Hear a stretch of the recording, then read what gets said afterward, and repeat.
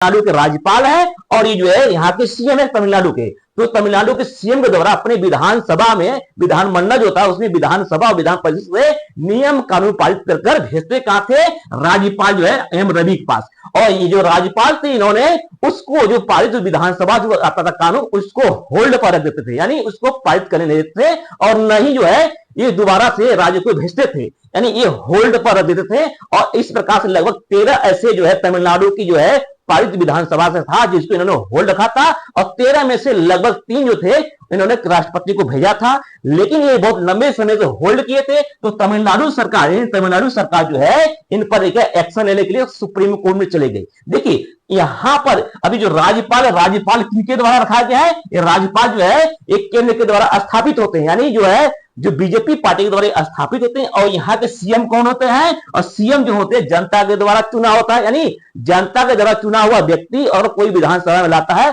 तो उसका रोकने का काम कौन करता है, राज्यपाल। इसका मतलब जो राज्य के साथ तो न्याय नहीं हुआ, क्योंकि राज्य चुनकर आप मुख्यमंत्री को भेजिए और मुख्यमंत्री जो विधानसभा में पारित करना चाहते हैं उसको कौन रोक लगा रहा है, राज्यपाल। तो ऐसी किस्में जो तमिलनाडु में लगभग 12 से 13 केस थे जो कि इस प्रकार से होल्ड में थे। तो इन्होंने तमिलनाडु के जो सीएम थे ये चले गए सुप्रीम कोर्ट। सुप्रीम कोर्ट ने अपना वक्तव्य बताया कि हमने पारित किया लेकिन यहां पर राज्यपाल हमारा इंटरफेयर जो है रोक देता है, हमारा काम रोक देता है।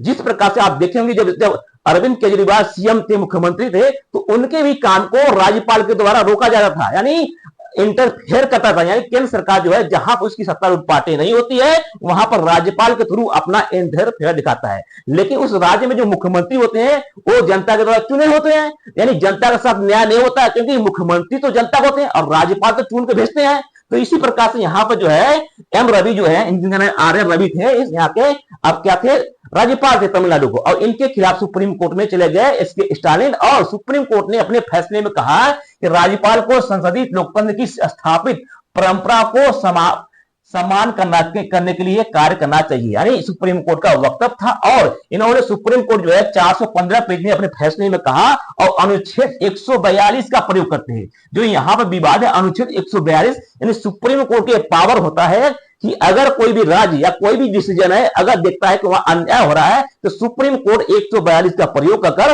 वो डिसीजन दे देता है। ऐसे ही यहां पर जो इन्होंने 10 होल्ड किए थे और 3 जो राष्ट्रपति को होल्ड दिए थे उनके थ्रू सुप्रीम कोर्ट ने डिसीजन दे दिया कि आप जो इनको पारित है वो हम डायरेक्ट पारित कर देते हैं। अगर इसके साथ साथ ये समय सीमा भी तय कर दी है कि अगर राज्यपाल होंगे तो राज्यपाल 1 महीने के अंदर जो भी कानून होगा उसको आपको पारित करके भेजना पड़ेगा, उसको आप जवाब देना पड़ेगा, हाँ या ना कर होल्ड करके रखना नहीं पड़ेगा।